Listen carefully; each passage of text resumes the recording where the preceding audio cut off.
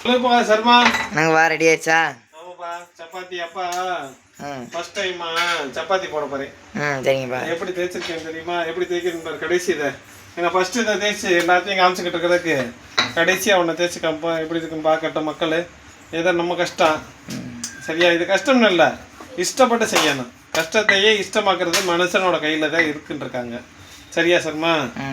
ஆமாம். அதனால இன்னைக்கு சப்பாத்தி சுடுறோம். எப்படி விளைஞ்சி எப்படி கஷ்டப்பட்டு விளைஞ்சி தெரியுமா? இப்போ தான் தெரியுது வீட்டில் பொம்பளையாளோட அருமை. அது மனைவிமார் இல்லைண்டா என்ன நம்ம கஷ்டப்படத்தான் செய்யணும். என்ன சர்மா?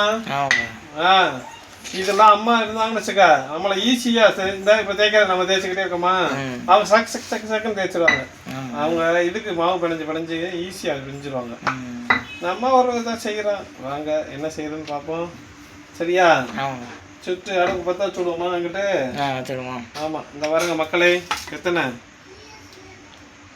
பார்த்தீங்களா? எத்தனை சுட்டு? 1 2 இதில் 4 இருக்கும். இதோட 3 வச்சுக்கோங்க. 4 5 6 இதோட 7 இருக்கு. அது கீழே வேறு கிடக்கு. இதெல்லாம் எண்ண முடியாது. ஏன்னு கேளுங்க, கஷ்டப்பட்டு தேய்க்கிறது. அதனால் மக்கள்கிட்ட இப்படியே சொல்லிக்கிட்டே இருக்கவே நினைக்கக்கூடாதுல்ல. என்னடா இவன் இப்படி தான் சமைக்க கற்றுக்கிட்டாங்க. நம்ம தேவை இருக்குது, நம்ம பசி இருக்குது. நம்ம பசி அறிஞ்சு ருசி கொடுக்கணும். எல்லா மக்களும் உழைக்கணும்னு சொல்கிறேன். எல்லாருக்கும் உணவு கிடைக்கணும்னு நான் சொல்லிக்கிட்டே இருக்கேன். ஏன் சொல்கிறேன்னா, இந்த உலகத்தில் பிறந்த எல்லாருக்கும் உணவுன்றது அத்தியாவசிய தேவை. இந்த அத்தியாவசிய தேவையை தேடி ஓடுறது இப்போ உள்ள காலத்தில் வேளாண் தொழில் செஞ்சுக்கிட்டே இருந்தோம். அந்த வேளாண் தொழில் செய்யும்போது அன்னைக்கு இருக்கிறத வீட்டில் இருக்க நெல்லை உரலை போட்டு இடித்து அதை பிடைச்சி ஆத்தாமாருங்க இது பண்ணுவாங்க.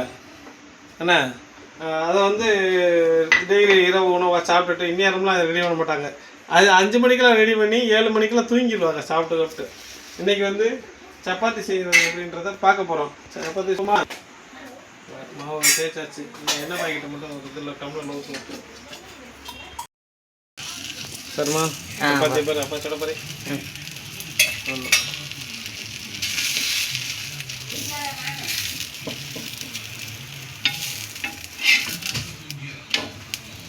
இன்னும் கல் சூடு பத்தலை.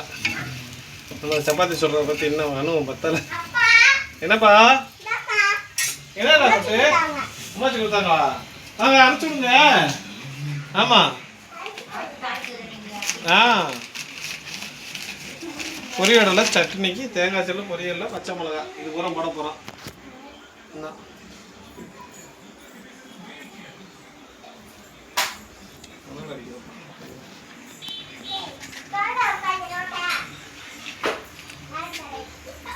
சூடு பத்தலை. இதில் வைக்க மட்டும்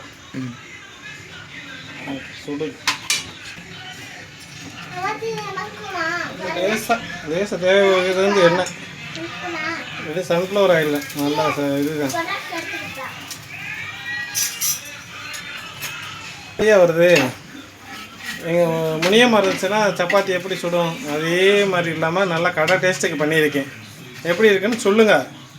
நல்லா இருக்கா அப்படின்னு. இந்த தம்பி நல்லா செய்கிறேன்னா நம்மளும் ஒரு சப்பாத்தி மாஸ்டரு வடை மாஸ்டரு அந்த அளவுக்கு ஆகிடுவோம். என்றைக்குமே நல்லா இருக்கும்ல. என்ன மதனி எப்படி இருக்கு மதனி? சப்பாத்தி பார்க்கலையா?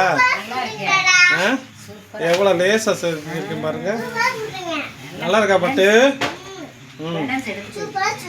சூப்பராக சொல்கிறேன்னா அப்படியே நைஸாக பட்டு போல கட்டுறா. அதுக்கெல்லாம் விடாது.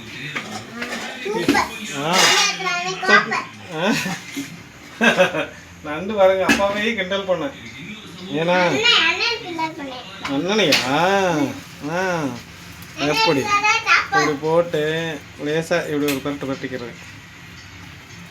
அப்போ தான் இந்த சூடு நல்லா குறையும். போட்டு விட்டு எண்ணெயை ஊற்றி விட்டோம்னா நல்லா மொசுன்னு கிளம்பும் பாருங்க. நல்லா தண்ணி விட ரொம்ப தண்ணி விடாமல் இருக்கும் பண்ணிச்சோம்னா நல்லா இன்னும் முசுன்னு வரும். ஆமாம். இப்படி பண்ணணும்னா நல்லாயிருக்கும். எப்படி நம்ம சப்பாத்தி பாருங்கள் மக்களே, புசுன்னு கிளம்பும். அப்படி கிளம்ப வைக்கிறோம் பார்த்தீங்களா? சப்பாத்தி இப்படி சுடணும். கூடவே தேங்காய் சட்னி நல்லா கட்டியாக வச்சு தொட்டுக்கிட்டு சாப்பிட்டோம்னு வச்சுக்கோங்க. தேங்காய் சட்னி அவ்வளோ ஒரு ருசியாக இருக்கும். இல்லை தக்காளி சட்னி, குருமா எது வேணாலும் வைக்கலாம். நம்மளுக்கு குருமா வைக்கலாம் டைம் இல்லை. ஞாயிற்றுக்கிழமையில் குருமா வச்சு எப்படி இருக்குன்னு பார்ப்போம். வாங்க எங்கள் வீட்டுக்கு வாங்க, எல்லோரும் நல்லா சாப்பிட்டு போகலாம். நல்ல சாப்பாடு, நல்ல ஹெல்த்தியான சாப்பாடை சாப்பிட்றதுக்கு பழகிக்கிட்டே இருக்கேன். எப்படின்றத நல்லா சாப்பிட்டோமா, நல்ல உணவு வந்து கரெக்டான வேலைக்கு எடுத்துக்கிட்டோம்னா நம்ம உடம்புக்கும் நல்லது, எல்லாத்துக்கும் நல்லதுன்னு சொல்லியிருக்காங்க. இது பூரா வந்து நம்ம செய்கிறது வந்து நம்ம கடமை. எங்கடா ஒருத்தவங்க இல்லை நம்ம அசந்து போய் கடையில் போய் சாப்பிட்டுக்கிட்டே இருக்கக்கூடாது. இது வந்து என்றைக்குமே தேவைப்படுற ஒன்று.